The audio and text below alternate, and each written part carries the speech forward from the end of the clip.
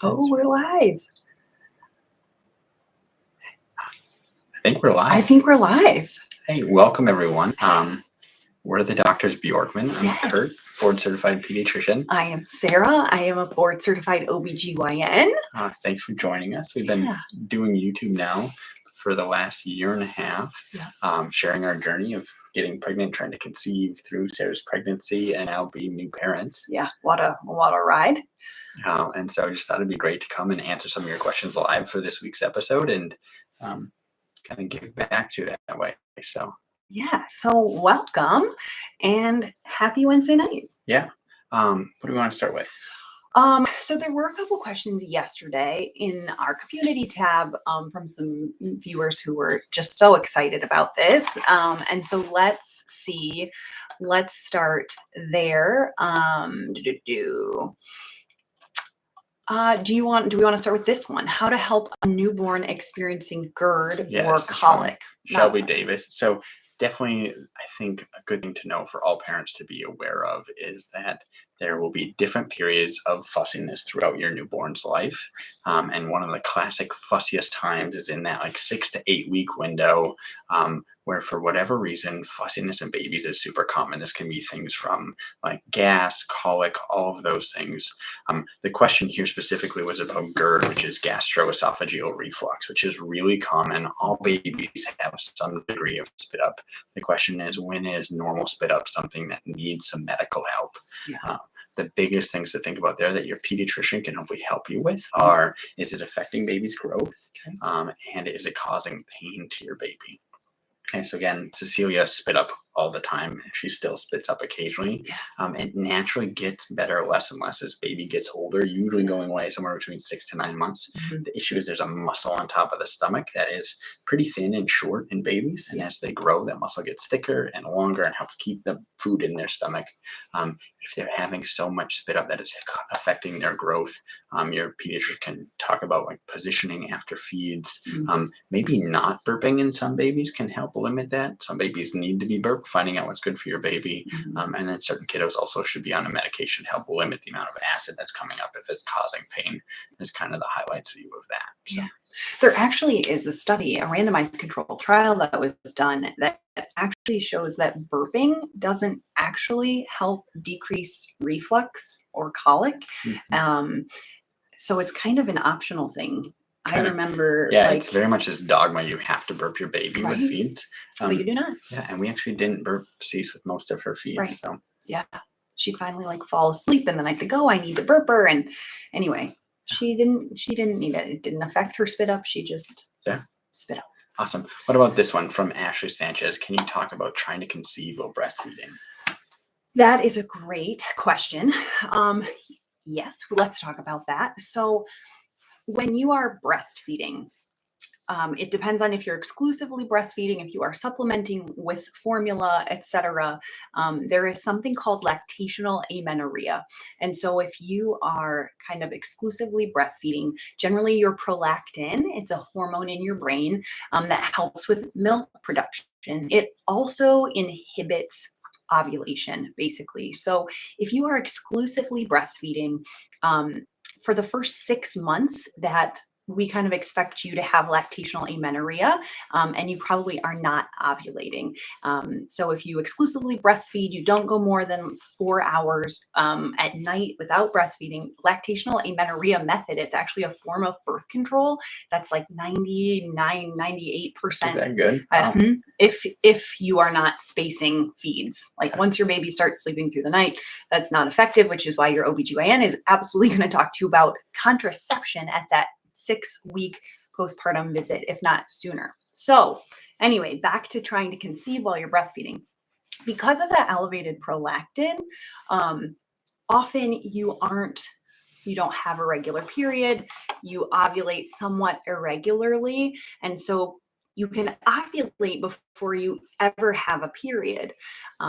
So if you are not having regular cycles, obviously, we have a whole video about trying to conceive and getting pregnant fast, and tracking your ovulation and knowing when you're going to ovulate is the key. It's just a little trickier when you're breastfeeding on that first time and if you don't have regular cycles. So same thing as using ovulation predictor kits, you can to try to track your LH. That being said, while you're breastfeeding, there is some evidence that breastfeeding itself kind of can cause some subfertility. Some people get pregnant while they're breastfeeding. Some people just don't ovulate till they quit breastfeeding. And there's some thought that that elevated prolactin in breastfeeding can affect implantation a little bit. And so you may have a hard time. So those are some thoughts. Check out our video. What do you got for us next? Okay, so lots of good questions here. Coralie Merrick says, I'm taking prenatal vitamins while trying to conceive, and they're making me super nauseous. Any tips to make this easier? I think we talked about this in one of our early episodes. We did. Try a different one. Try a gummy. Sometimes those are easier on your stomach. Try a different brand that doesn't have iron in it. Sometimes the iron makes people super nauseous. Make sure you're eating some food first. What else is helpful? The major, most important thing that you want to be getting is folic acid. And so if like you just can't do the prenatal vitamin, the most important thing is just break it up and take your folic acid separately and then work your way back to that prenatal vitamin if you don't do the whole thing. Yeah. Maddie says, can you touch base on combo feeding? Oh, I lost it. I'm trying to involve dad in feeding, formula feeding, etc. So this was something that like I've gotten to give baby C a bottle about once a day, every day, most days. But a lot of that was just because Sarah was also pumping. And so somehow I don't even remember how this happened, but we had a little extra stash where we'd have like for one feed, she would pump, and then I would give that bottle that allowed us to stay exclusively breastfeeding. Right. The Haka is the answer. Like very early when your milk comes in, you're kind of like Goldilocks at the beginning. At first, you don't have enough milk. Then you have too much milk with this giant oversupply, and then it kind of settles out into your groove around the 6-week mark. And so when that milk comes in and you're kind of just leaking everywhere, we use the Haka to collect some milk, and just you'd have the baby on one boob and the Haka on the other, and all of a sudden you've got 2 ounces in your Haka, and then that you can put in a bottle for dad to give the next day. Now, remember, anytime baby is getting a bottle in those early stages, if you want to breastfeed, you need to be emptying your breasts as well. So if dad gives a bottle, you have to pump just because you want to make sure you're maintaining that supply and demand. Yeah. Okay, awesome. Berkowitz family says, do you ever check daughter's heartbeat? So I am a pediatric cardiologist. It's my subspecialty in pediatrics. And so I honestly don't check her heartbeat really ever. Actually, we went to her 4-month checkup, and the pediatrician says, oh, I think your daughter has a murmur. To which me was like, oh, how do I not know my baby has a murmur? But it turns out she just had some normal extra flow. And so we don't. I think if you have concerns that your baby's heart rate is ever really fast, you can always touch base with your pediatrician. There are some kiddos that we see in our cardiology clinic that have some irregular rhythms, but it is normal to have a baby who's angry to have heart rate even above 200 beats a minute. So something to think about. Yeah. Zelda Jones said, my HSG is this Friday. I just had sex. Would that be an issue then? So if you ovulated and just had sex, you could have conceived egg met sperm, and about 5 to 6 days later, it implants in the uterus. And so you do not want to do an HSG if you are in that window that you could be pregnant. The best time to do is an HSG is about 6 days to 12 days into your menstrual cycle. So kind of just when your period is finishing, but before you ovulate. And there is some data that, doing an HSG may like clear out the tubes a little bit, and you may get pregnant that cycle. But if you have ovulated and had sex this month, I would wait on that HSG so that you don't disrupt an early pregnancy, because you are putting contrast through the uterus and through the tubes to make sure that it looks normal and that those tubes are open. Okay, awesome. Let's see. Morgan Westfall says, hello from Indiana. I'm going to be 39 weeks tomorrow. Hello, Morgan. Good luck. Super excited for you. Yes. Corey Fisher says, I've got a question. What's up with that tiny umbrella in your intro? Funny story. So like at the end of our intro video, if you've seen it, the rain comes, open an umbrella. Literally, it was just a full-size normal umbrella, when looked really awkward in that intro cartoon. And so the person who helped us make that said, hey, this looks not right, but it's kind of funny if it's a small umbrella. Right. Like, the symbolism of that whole thing was like, we're doctors, we're having a baby, it starts pouring rain, and then we end up having this tiny umbrella, which I just think is funny because that's sometimes what How you parenting feel. feels Absolutely. like. Okay. We are underprepared even with all of our training. So Yeah. okay. Do you want to ask this one? Sammy Azhar says, after 36 weeks, if you don't feel the baby moving, how long should you wait to go to the hospital? So kick counts are something you should start doing. Kind of, in the second trimester, certainly, once, depending on when you start feeling baby move, can be anywhere from like 15 weeks, depending on where your placenta is, to 24 weeks if you're a first-time mom and you have a placenta that's in the front. But kick counts are something you should certainly start doing around that 24 viability mark. And we expect to feel at least 10 movements in 2 hours. And so if you aren't feeling the baby move like normal, I want you to go to a quiet room and take a glass of water or juice and just really pay attention only to the baby. Don't be on your phone. Don't be watching TV, because it's really easy to just be distracted and not notice. If you get to an hour and you have not felt 5 movements, or you just feel like something's wrong, absolutely call your OBGYN. You know your baby best. There's something called Count the Kicks. There's an app that you absolutely can get and helps you keep track of your baby's movements, and you should do that every day. Awesome. Maria Cruz says, I'm a first-time mom. My baby is getting cold symptoms such as sneezing, teary eyes, and a bit of congestion. She's 2 months old. What can I do to comfort her? So this is incredibly common this time of year, this cold and viral season, which the last year seems to be all cold and viral symptoms for babies all year round, just as things got thrown onto whack so much with COVID. Biggest things for baby when they're sick is easy breathing and hydration. If I can recommend anything to you, it's making sure that they're eating frequently and having lots of wet diapers throughout the day. If they should have usually on average about 6 or more wet diapers a day.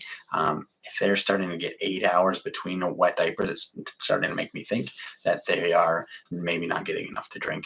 In terms of the congestion, if they've got really big boogers, you can imagine a big booger and a little nose can actually block some of that airway flow. There's something called the Nose Frida. That's a really nice suction device. We fortunately haven't really had to use it much. You'd be doing it. Yeah. But it's really nice. There's another newer device too that can just help get those boogers out, or even if you've got one of those old bulb syringes. Sometimes a little bit of saline water in the nose can help loosen up some of those crusties, or just getting in the shower, taking a bath, kind of, when you get the baby out of the tub, there's just boogers coming out of their nose. Bath time is a great time to get those boogers out, and the steam helps loosen stuff up too. But overall, making sure they're well hydrated. If you have concerns that they're breathing really fast, more than 60 breaths a minute for over a half hour or so, call your pediatrician. Okay. All right. Jaden Paloma, love your channel. Thank you so much. Thank you for being here on this live. This is fun. This is interactive episodes.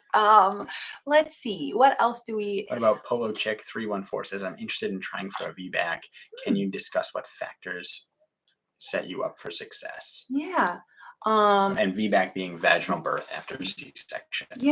So the things, there are different VBAC calculators that you can do online, but the things we think about are, what was the reason you had your first C-section?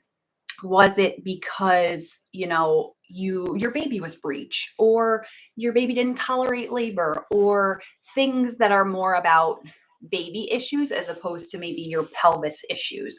If you, never dilated, or you pushed for 4 hours and baby just didn't want to come out.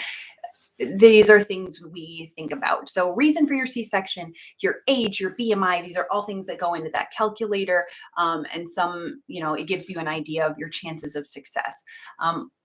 We know, so you can talk with your OB about your individual situation, but I'm very pro trial of labor after cesarean or TOLAC, hoping for that VBAC, because we do know that if you have a vaginal delivery, you're going to have a shorter hospital stay, kind of an easier recovery. A C-section, while amazing, is still major abdominal surgery.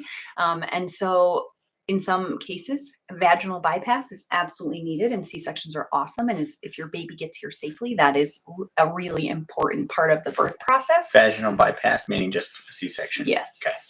Yes. That is fancy lingo here from an our OBGYN. Okay. Yes, lingo there.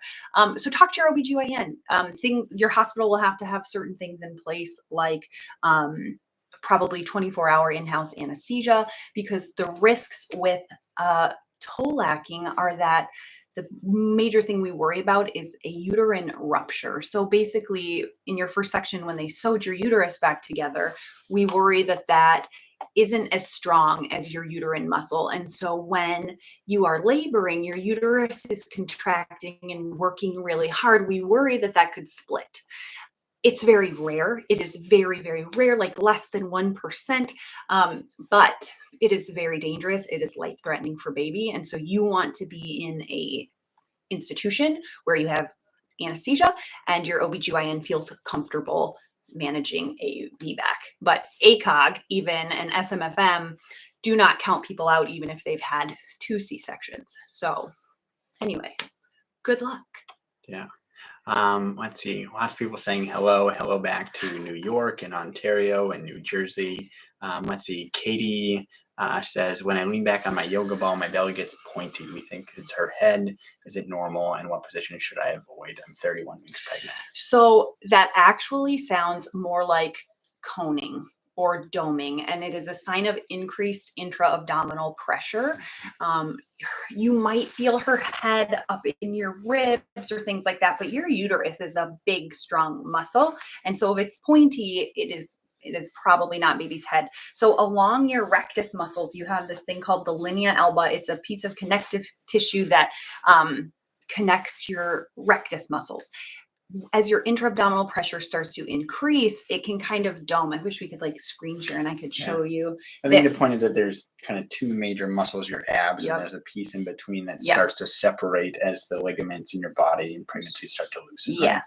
And so if you are, leaning back on your yoga ball, you are engaging your core and you are, putting stress on that. It is time to stop doing abs at this point in your pregnancy, or you have to be really careful to protect your core. There are certain ab exercises that are safe and you can do.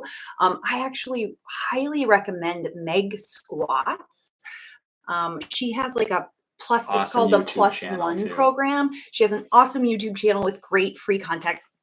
So she was a power lifter, and then last year she was pregnant and she like lifted weights during her whole entire pregnancy, and talked about it. She's got pictures of what this coning and doming is, and also like has this whole workout program that she calls +1 for during your pregnancy and then postpartum. So check that out. Protect your core. You want to prevent a diastasis recti, and that's like a gap that separation just doesn't close afterward. And protecting your core and managing that intra-abdominal pressure can help you do that. Let's see. Shay says, we are exhausted parents of a 3-month-old, both also physicians, and we are exhausted. Need ideas how to work on a relationship.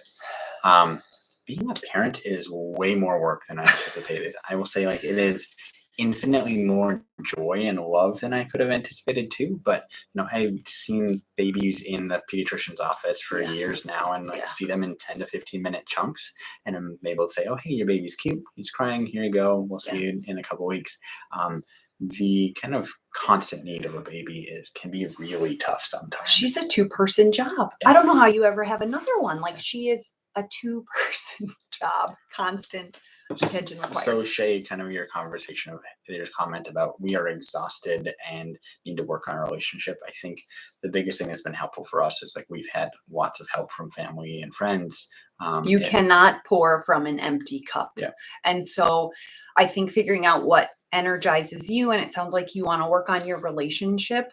And so that means things together. Like if you were someone who's like, I need to go get a manicure, then like hand dad the baby, say, bye, I'm going. But if it's like things you want to do together,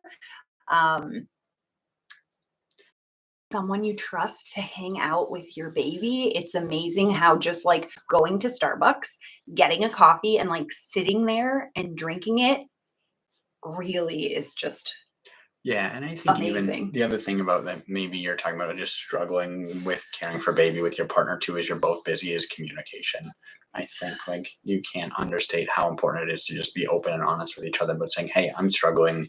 Can you take baby for a bit?" Or, "Hey, actually, this morning we were both struggling to get out of the house in time, and so we had this conversation while driving to work separately. That like, Yes. hey, this morning was kind of chaotic. How do we make this better in terms of as she just keeps waking up earlier and earlier, and I'm getting up at 4:50 to try to get work done before she wakes up. And like, hey, Liz, how do we work this out?" And so it is tough. We understand. Talk, be open, share the And like feelings. when you talk, be really intentional about that time. Put your phone down, put our distraction, just be like, hey, we're going to have these 15 minutes where it's me and you and we talk. How was your day? How are you feeling? How can I help you achieve your goal, whatever that is right now? And like doing that free of phones and other distractions really makes even 15 minutes feel that much more meaningful. Nothing makes me mad when I'm like trying to talk to Kurt about something and I realize he's working on the Wordle. And I was just like, excuse me? Hello? We're trying to have a I conversation. don't know what you're talking about. Right. So yeah, that would be my thought. Yeah. What do we have?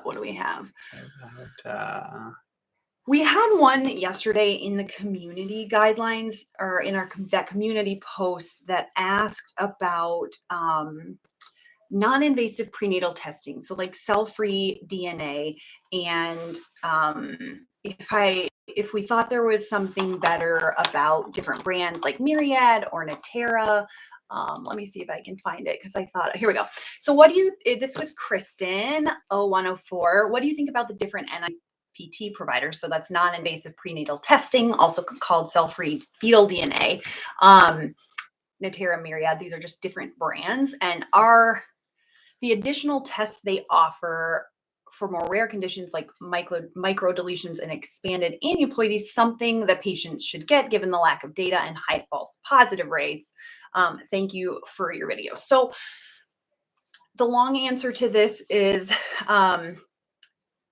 cell-free fetal DNA. So whatever brand you pick is an awesome. and this is a blood test from mom. Yes. Okay. So we do have a whole video on genetic screening in the first trimester that really breaks down your options.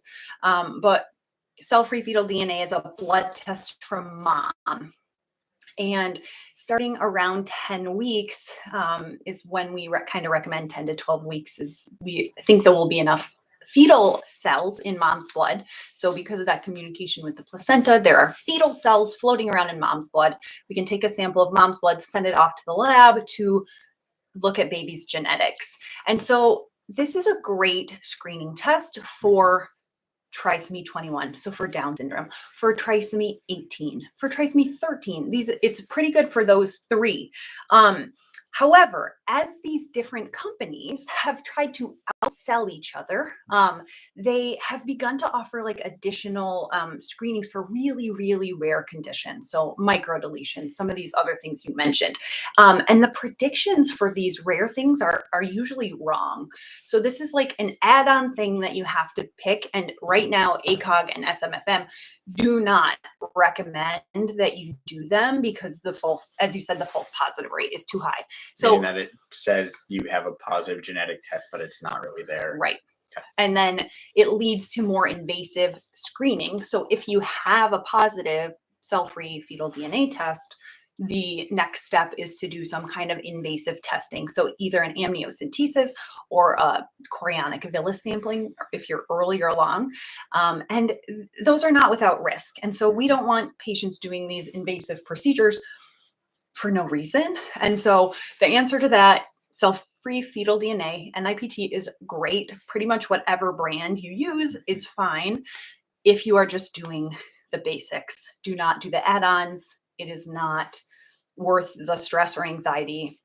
It's usually incorrect. So there was a great New York Times article about it, actually, that went into it. And it's awesome. another. Ankit Patel says, what are your thoughts about moving from baby moving baby to formula after 3 to 4 months of breastfeeding. So from the pediatrician side of things, whatever way you are able to feed your baby, like feed the baby. We definitely love the benefits of breast milk, being that you're passing antibodies to baby. Formula is our best human imitation of what breast milk is. If you are not able to breastfeed, that is okay. There are millions and millions of children who have done incredibly well on formula. And so if the time to transition for you is right at 3 to 4 months, do not feel any guilt or anxiety about that. Just as you're coming down in your supply, you're replacing feeds with formula.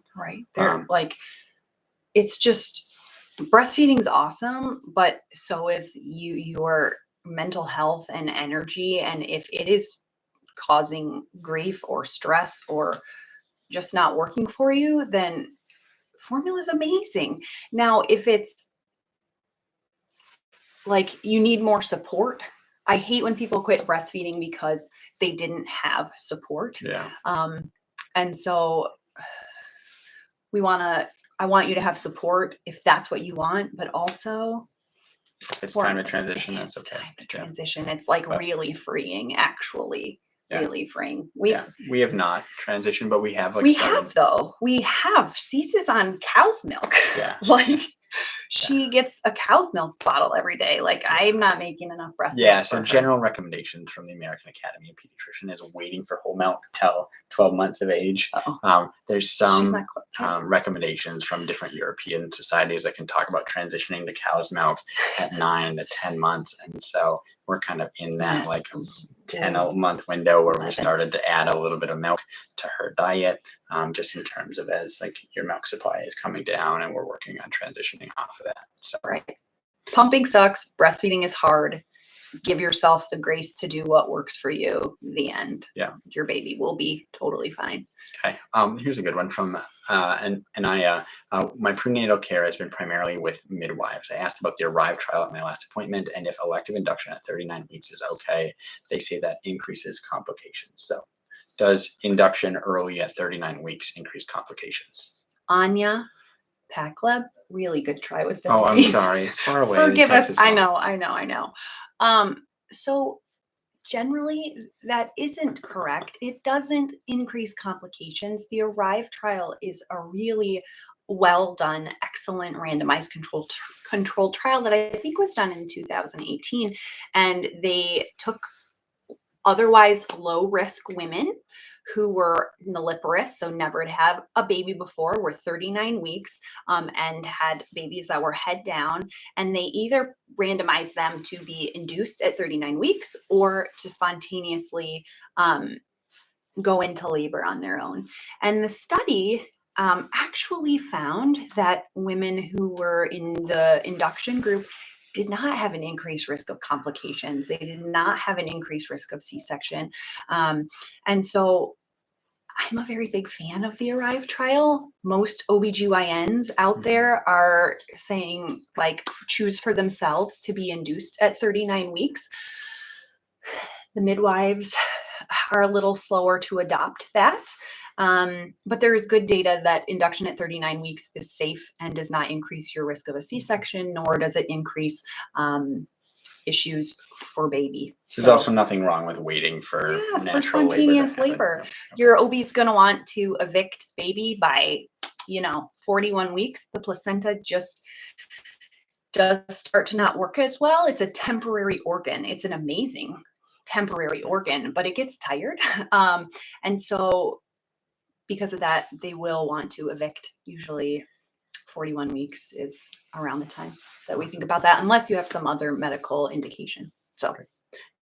Britt Smith says, what would you recommend to adoptive parents to bond with baby in the first few days? Also, what to look for in formula as adoptive parents when breastfeeding is not an option? Britt, great questions. Whether you guys like how you came to adopt a baby, that's so awesome. You have a new baby. Biggest things for bonding are skin to skin time, and literally just spending time, talk to your baby, or read to your baby, even if they are just a week old.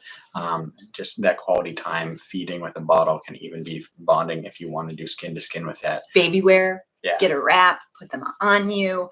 Absolutely. Just like snuggle and love them. And I think I think there is this thought that,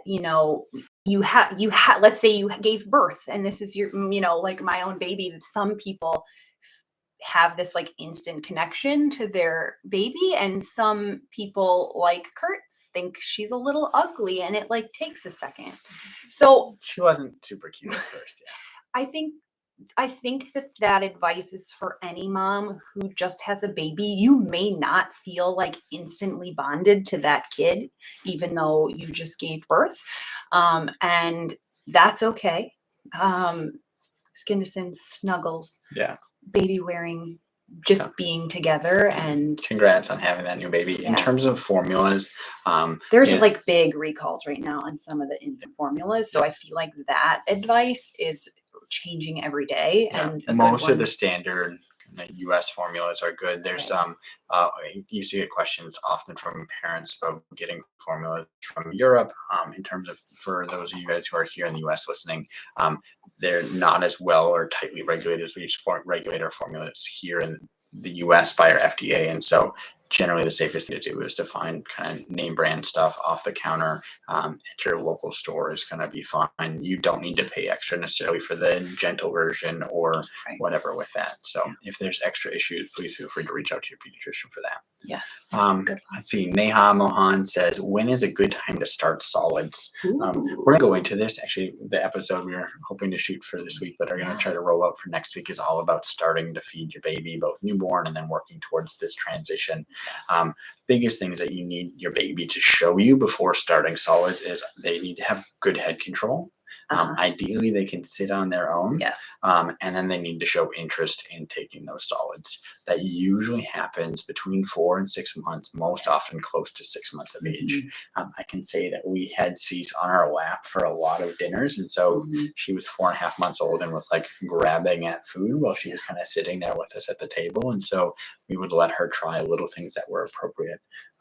But she wasn't sitting well at that time. And so we really waited to start much more till she was a little older. We did have her in an up seat at the beginning, just because I felt like most of the high chairs, I was like really having to stuff and like to make sure she was well supported and had good posture with her feet sitting, because that's really important for Yeah, the up seat, we haven't talked about this before. It's almost like a baby bumbo, but it's kind of this molded, formed seat for the baby to it's sit just like a bumbo, but it's formed a little differently. And it's got a little tray, UPSEAT up seat. We loved it for her from that 5 month through 7, 8 months of age. Even more like earlier than 5, I feel like. But it's recommended over a bumbo by physical therapists because of the posture, the hip posture. It's better, you don't want your babies in baby containers. Just having them on the floor is really the best. They can't be on the floor all the time. So limiting baby containers to like no more than 15 minutes at a time is ideal. The up seat is really better for hip posture, and we really liked that. So that was another one of our favorites until she started kicking herself off, like around, and I was afraid she was going to flip herself off. So we are into a real chair now. In terms of resources for you too, in terms of starting feeding, we loved Solid Starts. Yeah, great. In terms of if you want to do baby led weaning, it's a great app that says, hey, here's the food you want to feed your baby. Here's how you cut it, and based on how old they are to help them with their swallow and eating. We've had a couple of different questions throughout here as scrolling through about kind of anxiety and pregnancy. A couple of people have shared just that they had a loss, or even someone shared they lost twins with the previous pregnancy and are having anxiety for their first scan or in the first trimester. Will you talk a little bit about managing anxiety in pregnancy? Yeah, I think that when you've had a loss, the next pregnancy is just really hard and really anxiety provoking. And I always encourage you to talk to your OB about that. Because like if we have a patient who has had recurrent loss or had miscarriages, we'll just say, hey, we are going to do an early scan. We are going to do extra scans to like help you get through this. And so your OB wants to work with you on things like that. In terms of anxiety, depression, things like that, it's really common. Some people find it gets worse in pregnancy. Talk to your OBGYN. There are very safe medications that you can be on during pregnancy or start. Healthy mom, healthy pregnancy is really the most important things. And we start patients on medications for their anxiety not infrequently. We don't talk about it a lot. Postpartum anxiety, I feel like, really gets not talked about, but find yourself a good therapist. I just feel like in general, everyone should have a therapist. It's just someone to talk to. Just like if we nothing all less, yeah. have issues, but especially during pregnancy and postpartum, there's actually therapists who like specialize in perinatal things like that. And so, I mean, I had like whiffs of postpartum anxiety, like I'd be drinking a water bottle out of my water bottle. And I was like, what if I drop this on Cease's head? Or like, what if I fall walking down the stairs? And like, I'm not an extremely anxious person. But it was like overwhelming a couple times. And I was just like, what is this? And then I was like, oh, this is postpartum anxiety. Yeah. So. And then talk to your partner. Talk to your partner and your provider. Yeah. Absolutely. Yep. Let's see. Rosa Romano says, love all your advice and expertise. Just gave birth to my baby boy last week and your videos help so much. Rosa, congratulations. That's awesome to hear. Yes.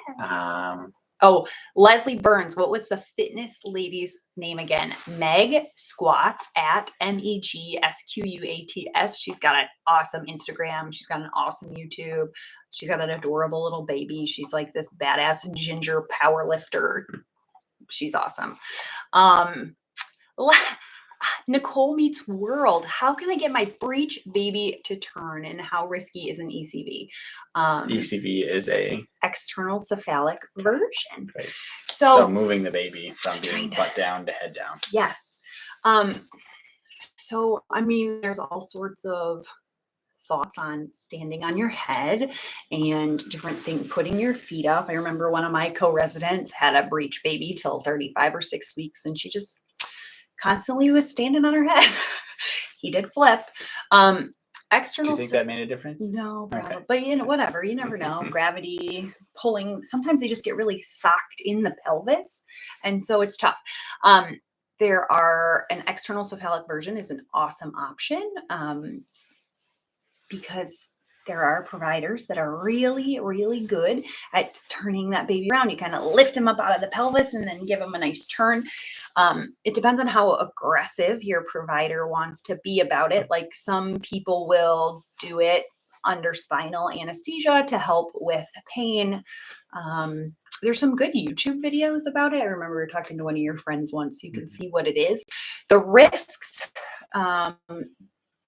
things that are helpful, more likely to succeed. If you have a lot of amniotic fluid, that helps baby be able to move.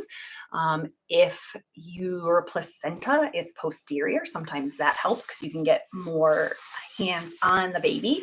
And you know, there's some OBGYNs that are just, or midwives that are just better at it and have greater success. Your risks are fetal distress while you are doing this. So they usually give you they'll monitor the baby for 20 minutes, make sure everything looks okay, do an ultrasound, give you a medication to help relax your uterus, and then try to turn your baby. This is done at the hospital in case something happens, because there is a very small chance, probably a less than 1% chance, that there's fetal distress and you need to be delivered immediately at that time. Is it worth avoiding a C-section? Possibly. Yeah, definitely worth a try. But good to talk to your OB about it and right. Get their thoughts. And how they feel your chances of success are. Yeah. Okay. Andrew Brown, where are all the involved dads on here? Am I the only guy? Andrew, I'm here with you. We're both involved. Looking forward to May 17th for you. What is May 17th? That's when they're expecting. Oh! So, oh, yay. Congratulations. Yeah. Yeah. And let's see. I need some, this is from Tamid, says, I need some newborn tips, please, like what to do and what not to do. So if we could give any like great advice for kind of like the keys to those first few weeks, I feel like getting swaddling down was super huge in terms of the baby just wants to be warm and tucked in and comfy. Yeah. And so getting a good swaddle. What was the swaddle we loved? We loved the Ollie, Ollie the swaddle. Ollie swaddle. Was the easiest for us. Other things that we loved, good white noise. And we loved, what else were other big things? We baby wore a lot. So having, She didn't like to sleep on not us. yeah. So if someone else talked about having their baby not wanting to sleep anywhere but on them. Yeah. And so we baby wore a lot. And then we finally figured out the swaddle that worked for her to keep her asleep. Yes, Was keep the her best arms thing. in. And so the biggest thing is like getting a swaddle before they can roll that allows them to be nice and tight and snugged up. So. Yeah. Other things, if you meant more like partner helpful things that in those first few days, especially if for first time moms, like making sure your partner is fed and Yes. has water all the time. It's amazing how thirsty you get.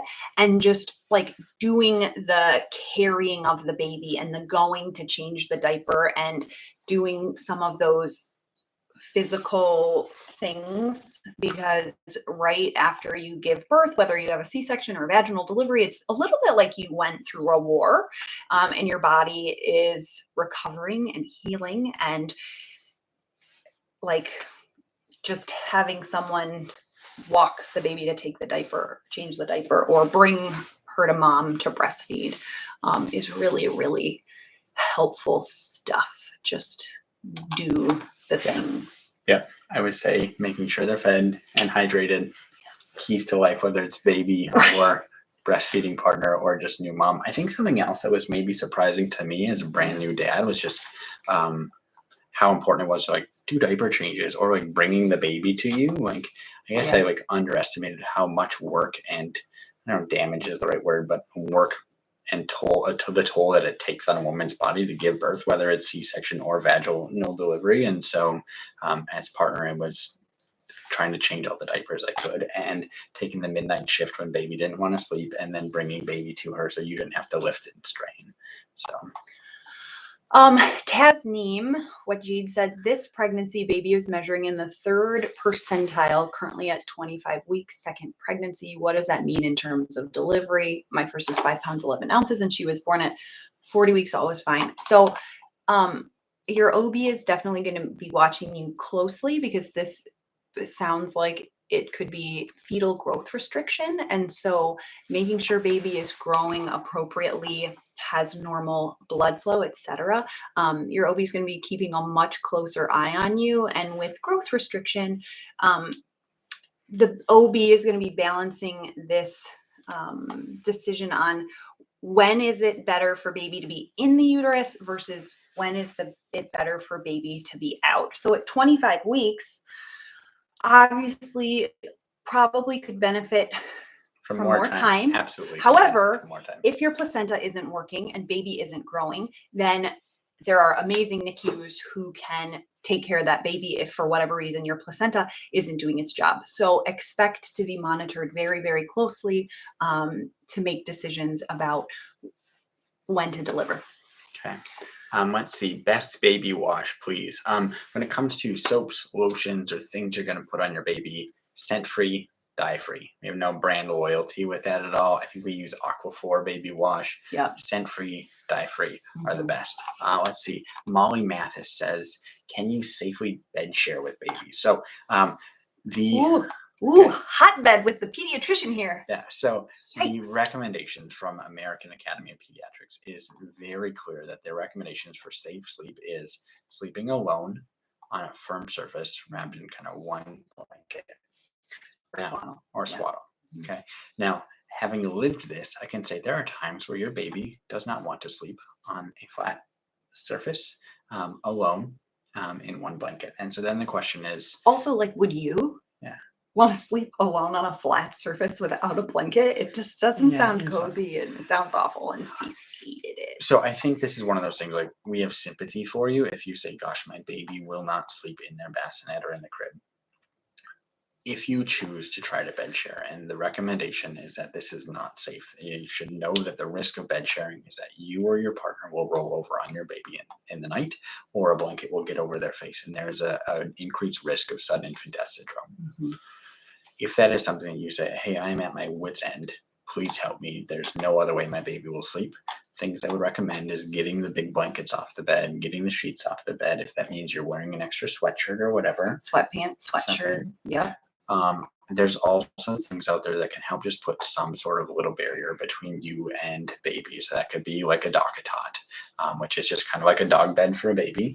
That is going to put at least some barrier between you and that baby. So again, recommendation is to not bed share. Right. But then there's like also real life. If you are going to do that, be thoughtful of, here I am, how can we do this? Even, does it mean that you put the baby kind of up by your head, up above the pillows even, and you sleep lower in the bed, so that it kind of limits the risk of blankets or you rolling on them, things like that. Just please be thoughtful. I realize that not every baby follows the textbook of what is ideal. So yeah, hopefully that helps. Yes. Let us see. Ooh, how was it having your friend deliver your baby? It was so awesome. It was great. It was so awesome. Dr. Caitlin Parker is amazing. If anybody lives in Michigan, I would recommend her wholeheartedly. Man, we went to med school together. We were have been besties. She was in my wedding. It worked out randomly that I was in Michigan when my water broke and a little had to scramble there, but it was amazing because the number one thing was that I trusted my OBGYN. And so like if she'd said, hey, it's time for a C-section. Hey, we need to put forceps on. Hey, I trusted her. And that's really, really important to have like a therapeutic relationship with your provider. And so when you're looking for an OBGYN, find someone that you trust. If it's not like a great fit, try some of the other docs in the practice or the midwives or whatever, because it's worth it to have a good relationship with your OBGYN. Yep. I think for any physician or your pediatrician, if you don't feel like you can communicate with your doctor, you don't feel like they hear you, if you don't feel like you can communicate well and understand and take what they're telling you too, let them know or find someone else in a polite way saying, hey, we just aren't vibing. Well. Like you shouldn't feel judged or like you can't ask questions or anything like that. And then also feel open to when they give you advice, it doesn't fit with kind of your view, and try to take that in without prejudice too. And, it definitely is a give and take relationship. So let's see. Shara says, hey, how are you guys doing tonight? I think we're doing pretty well. Yeah. What do you think? Do we like this? Should we do this on occasion? Some interactive hanging out with all of you. We're having fun. Yeah. Baby Cease is busy week. asleep. I keep checking her on the monitor, and so far, so good. We got a Nanit monitor, which has been really nice. It's a little bit pricey, but means that we can watch her from wherever. We love our Nanit. So it's a mobile app that we can watch her from bed, or even like if I'm at work, I can log onto my phone. Baby sleeping, so little plug. Or playing. Playing. I can like see her whole room, so you can see her playing and sleeping, and the grandparents have access, and so it's really fun. We love it. Yeah. Summer Cardwell says baby-led weaning versus puree. So I think we're going to talk about this in hopefully upcoming weeks. We did baby-led weaning, mostly just for ease out of us. We got a couple purees, but then we actually I think we bought 20 little totes of purees, and I think we still have about 17 of them in our freezer. Yeah. I said it was like mostly lazy parenting because I was not about to like make purees or blah, blah, blah. And there's this whole new baby-led weaning thing that in theory, helps them be less picky eaters in the future and exposes them to more foods earlier. And, not having a picky eater seems great. And we've had fun with it.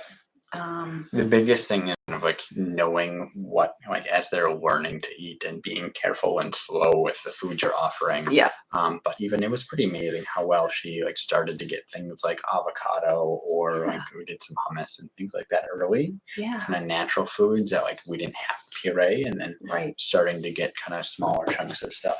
Different textures, Yeah. different flavors, different tastes, different holding a spoon. I mean, she's been using her little Yeah.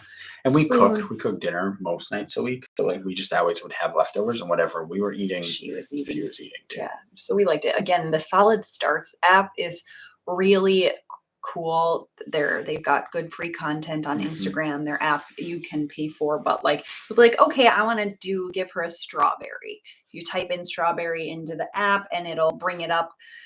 I would pick one of the big allergy foods. Yeah. But it would show you how to prepare a strawberry for a 6-month-old. And at 6 months, they're going to say, just give them a whole strawberry and let them chew on it. And then they literally have a video of a 6-month-old eating a strawberry. And then for each age and every different food, it's a huge database. They have different programs for like 100 first foods and all sorts of different things. And so Yeah, it's a Solid Starts. It's at been Solid Starts is their really helpful Instagram. to Yeah, us. we really like that one. Let's see. Tasmir Alam says, how to transition from swaddling. My son loves swaddling, but he's 11 weeks old, still doesn't roll. I've tried everything, but nothing works. So we worked so hard to get good sleep, and then finally got it with the right swaddle. And then it felt like she was 4 months old and about ready to start rolling. So Right. the swaddle needs to be stopped once they're starting to roll. So if he's not yet, you got a minute. Yeah. Enjoy those minutes where you get to use it a little longer. But the transition can be like one arm out at a time. So your swaddle, we did this kind of slowly with naps. We do like one nap during the day. There was no transition. We'll come back to that. But things suggested I felt like to transition from the swaddle. The Magic Merlin sleep suit, it's like this little snowman looking snowsuit thing that you put them in. So it like softens their startle reflex. And they look like this little... It's like a starfish suit. It's adorable. Yeah. The Zippity Zip is another swaddle transition that people like. They do look like a starfish in that one because their hands go out like this. Those are kind of big swaddle transitions. We tried the like one arm out. We tried the Zippity Zip. We tried the Magic Merlin. It was unsuccessful. We ended up taking care of babies. Essentially sleep training. It's like a gentler sleep training. Let's not like quite cry it out. She like makes you feel good about sleep learning when Cease was 4 months old, because we didn't make the swaddle transition. She wasn't having it despite the Magic Merlin, the Zippity Zip, the blah, blah, blah, blah, blah.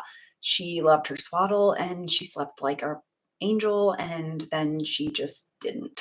So Taking Care of Babies is one of our favorite sleep resources. She also has an Instagram at Taking Care of Babies. She has Cara being Cara. Yes. Babies. Yeah. We can put some of this in the show notes after. Love her passion for helping people get sleep, helping babies sleep. Having a well-rested baby just makes them so much happier. Having a well-rested me makes me so much happier. So rested mama makes everyone happier. Yeah. Awesome. Kylie Key says, how did you feel / deal with negative pregnancy tests when trying to conceive? Man, they suck. Like, fertility is weird in that, like, the effort you put into it does not necessarily equate to the reward. Whereas kind of reward being pregnancy. Right. Whereas there are other rewards. There are many other aspects of your life where like you can train really hard and you can work really hard and you can do everything right, and the outcome you expect is going to happen. So like, I'm going to train for a marathon. Not ever actually, but like you could train for that and get to that point. With fertility, you don't have any control.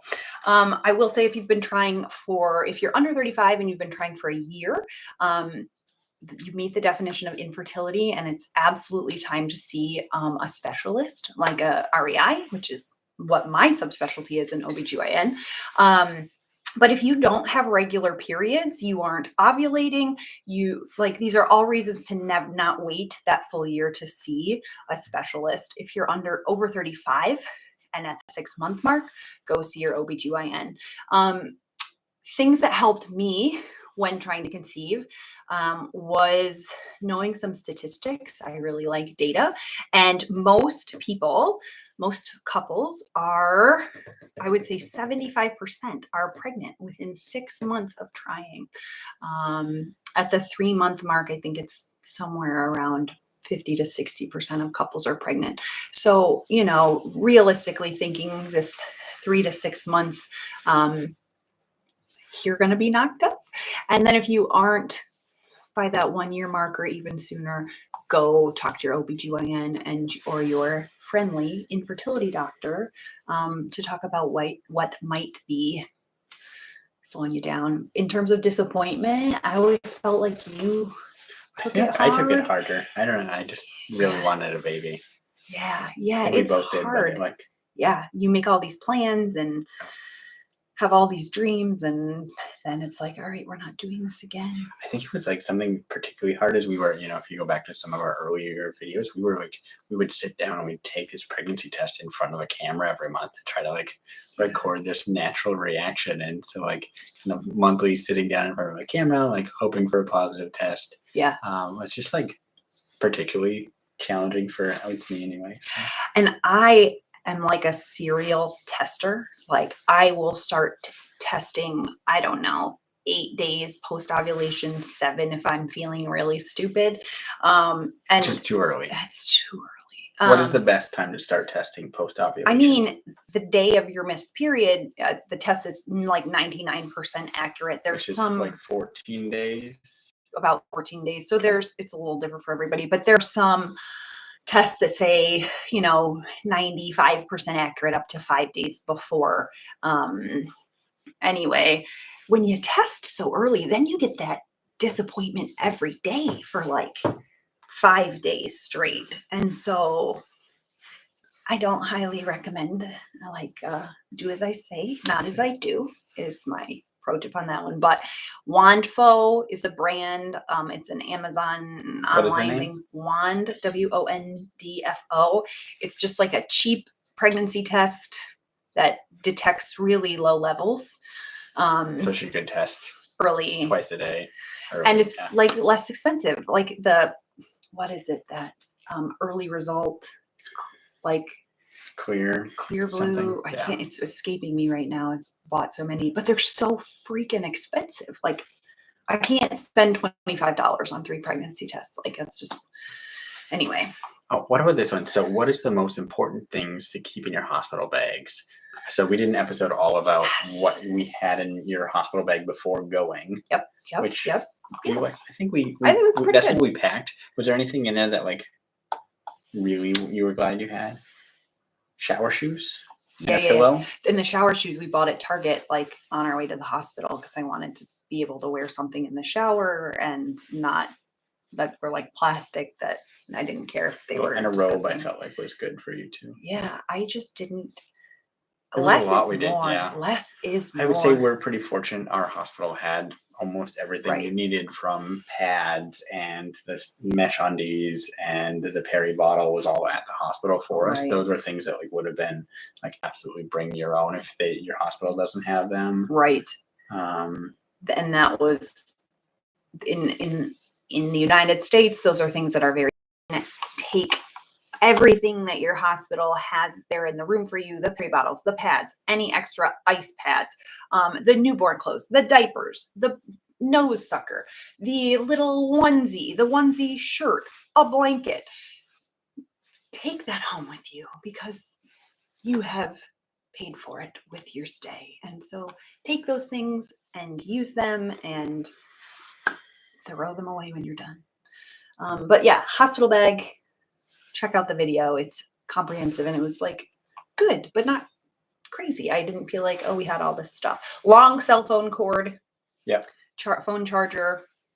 We never got our iPad out. I never put pants on. We were sleeping, holding the baby, or eating.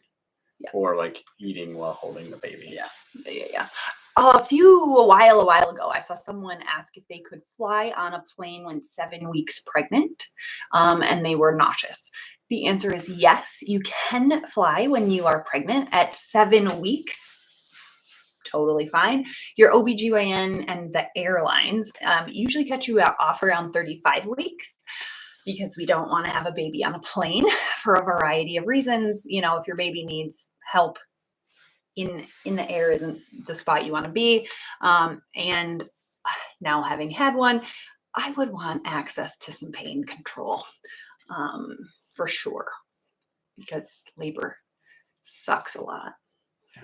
Yes. Glad I did not have to live through it. Lots of people said they're enjoying the live stream. Glad you guys are enjoying this. Thanks for sticking around. We're happy you're here. Oh, yeah. Lauren Foster, excellent point. You don't need an app for baby-led weaning. Just try stuff out and use common sense. Totally 100% agree with that.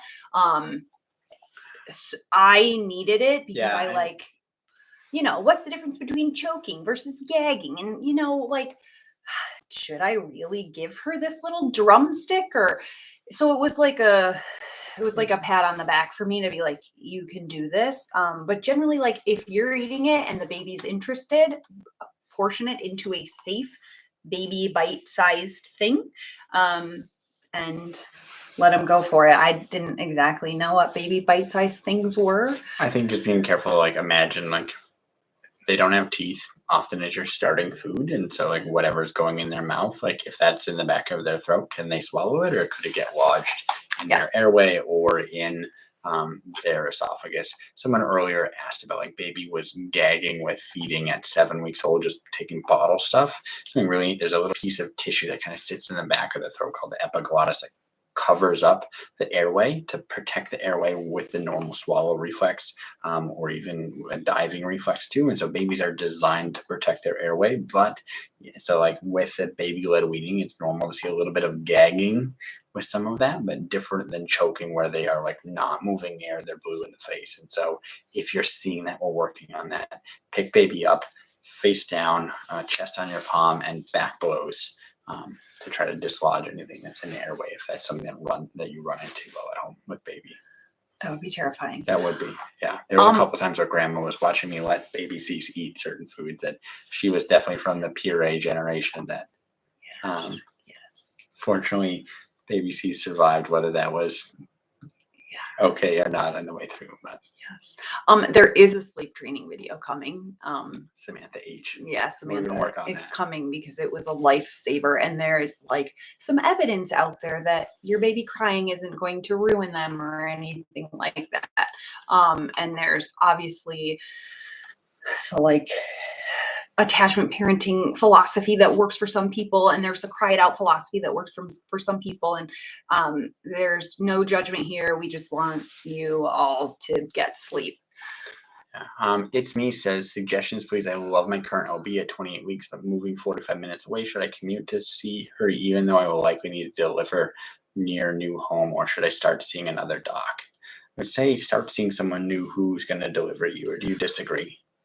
I would ask your OBGYN who you might have to leave, what their thoughts are.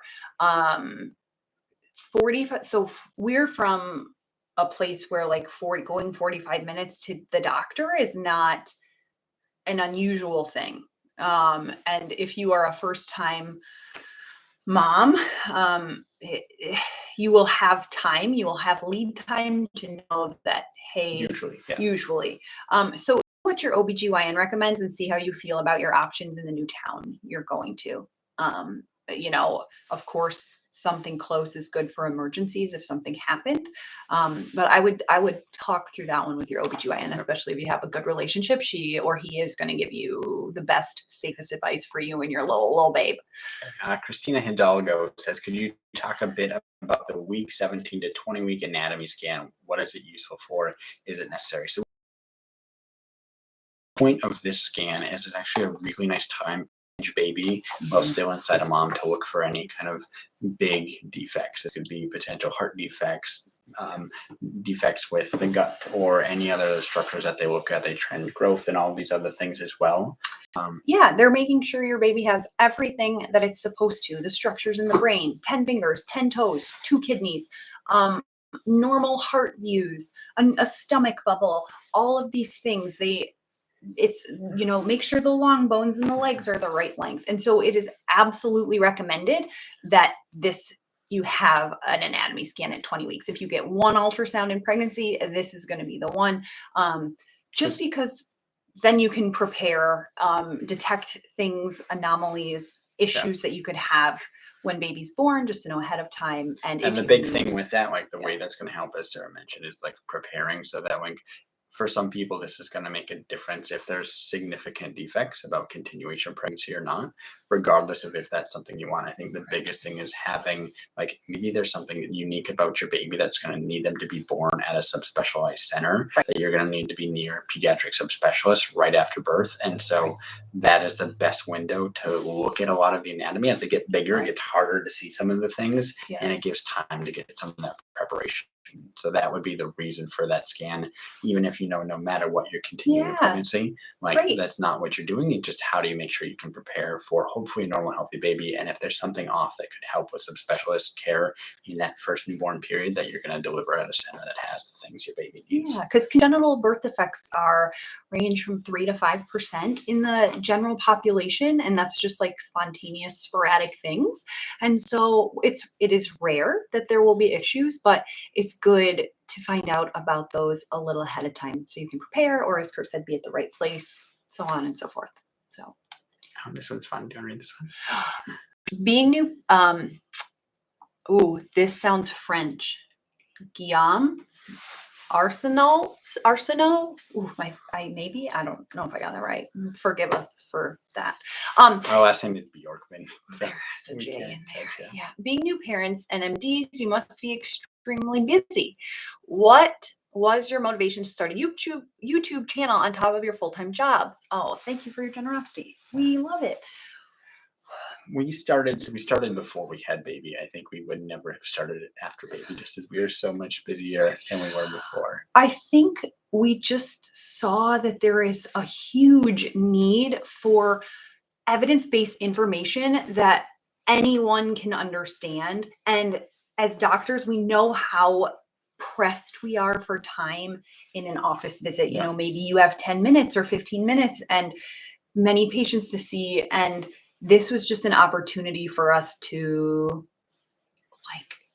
spend more time with patients and put that information out there, because everyone deserves to understand their health and their options and what is going on. And knowledge is power, and empowering parents, empowering pregnant women, empowering pregnant people, that is part of our kind of mission here, so that you can make the best decisions for your family and your baby and all of those things. And we just have time to do that in a 25-minute YouTube episode as opposed to a 10-minute office visit. I felt like it also came at a good time with COVID. Sometimes you're doing a lot of telehealth or not seeing out your OB and your partner couldn't come. Yeah. And so we thought, hey, well, we're reviewing all of this while we go through pregnancy. Let's just share that with people, because I think there is a need for it. Because if I'm doing all this research and I'm an OB/GYN, I have been doing this for 7 years. I have trained in this, and I'm taking my temperature when I get out of the bathtub. I want to talk to you guys about that and go through that with all of you. And absolutely, hot baths are fine. That was crazy. Don't be in a hot tub for more than 10 minutes. This has been a great time for us to be together, and it's been a project to do together, which we enjoy it. We kind of miss working together all the time. So when we were in training, I handed Kurt one baby. One baby. He was the pediatrician. We were doing a very blue baby, and she says, "Please do something." So the baby turned out great. It was totally fine. It was a very tough C-section. I think anyway, did the C-section, handed the baby off to this pediatrician, and kiddo did just fine. Mama did great. A little bit of positive pressure breathing for a little bit, and kiddo turned out okay. Yeah, it was great. So that was our one I think we're probably getting near the end. Maybe we can do 2 or 3 more questions. Does that sound okay? Yeah. Let's see. There was one. Let's see. What do you think of perineal massage at 34 weeks? I'm 34 weeks now. Do Valerie. Valerie. Yes. Did you watch our video on perineal massage? Did we do it? It was about preventing perineal Perineal tears. lacerations and tears. Yes. Whole video about that and some things you can do. Yes, and in the description or show notes of that video, there are some links to the websites that describe perineal massage and show you how to do it. Doing perineal massage too early isn't necessarily the greatest, just because your body starts to release hormones around that 34 to 36 week mark, relaxin, etc. And tissues are just starting to naturally relax and stretch. There is not amazing data that it helps, but it also just makes intuitive sense to me. If you have to do the splits in a month, you're going to stretch for the splits, right? These are muscles in your vagina. Stretching them is intuitive to me. Also, just if you do have a tear, the vagina heals amazingly. OBGYNs are amazing skilled surgeons and will put your vagina back together however they need to. And so have confidence that it will heal. Nothing, some pelvic floor physical therapy is something I would love for all new moms to have, just to make sure your vagina and pelvic floor is strengthened. So check out that video and the links and enjoy. Yeah. Let's see. Lots of dads on here. Way to go, dads. Glad you can join too. Let's see. Someone asked if we're trying for number 2. Someone else mentioned just remembering that people can struggle with secondary infertility. We would love to have a bunch of kids. We'll see what happens and what God has planned for us. Yeah, secondary infertility is a big surprise. And thinking about when to have baby number 2 is something we'll do an episode on. Mm-hmm. We will go into that. Yeah, it's on our list of topics to cover. Yes, secondary infertility is really, really tough. So more coming on that. Let's see.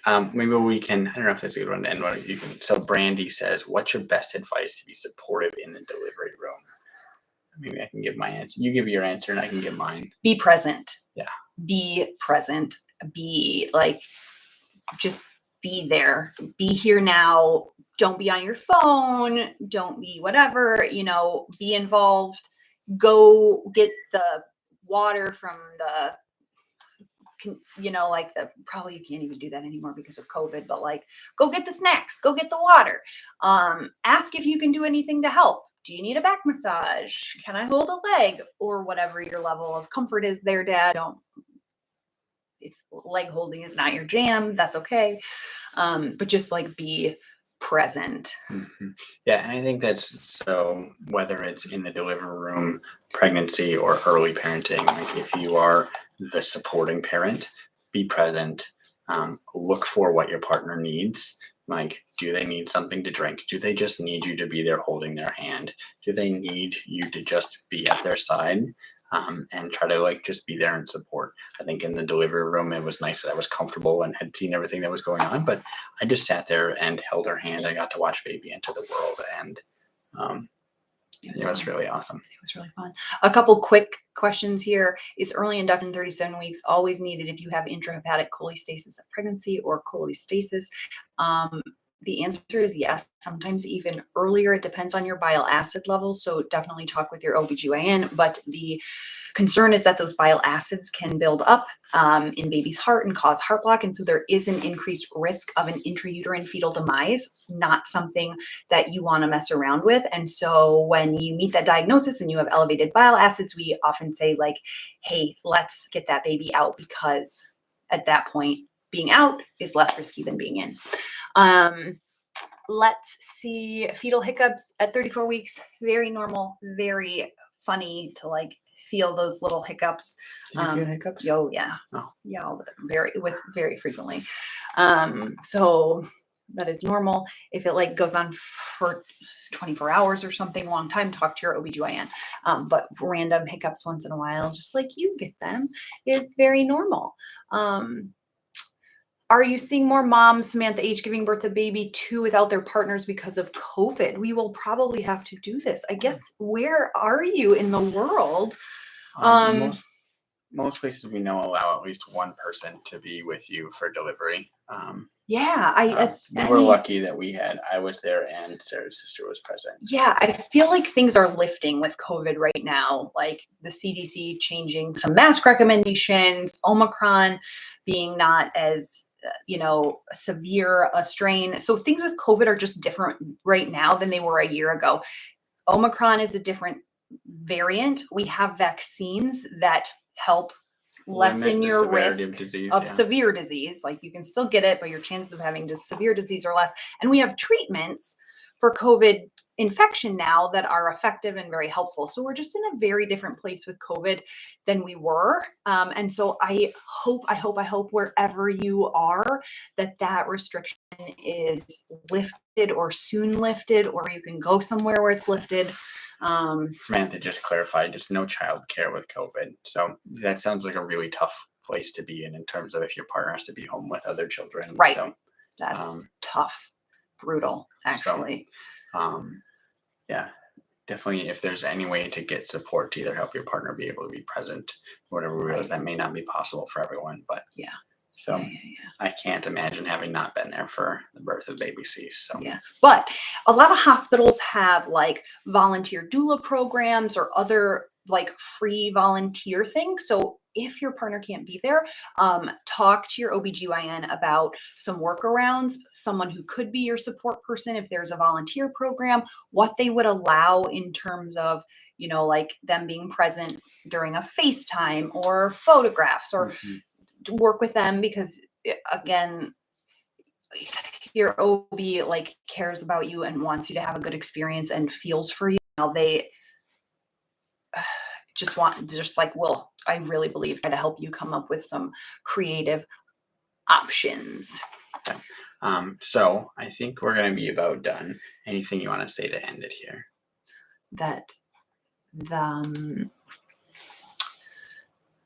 I really had fun. Yeah, this was This was really fun. Guys, thank you so much for joining and all your questions. There's a bunch of questions we didn't get to. There are so many. Thank you so much. I think some big things that we're planning for videos in the near future. So definitely about feeding your newborn, about transition to solids, sleeping, sleep training. Even some OB topics. Just some more like general OB topics: preeclampsia, induction of labor, cholestasis, some different pregnancy rashes, twins, vaginal bleeding, different things.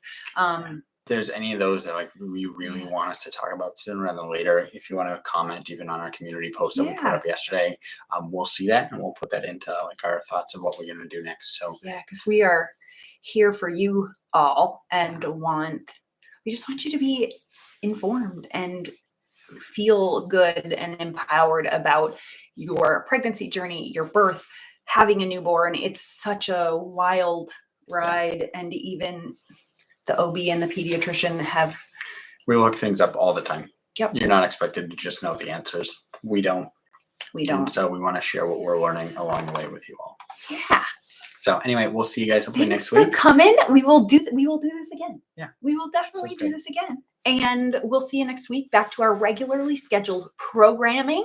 Hope you have a great night. Bye, guys. See you next week.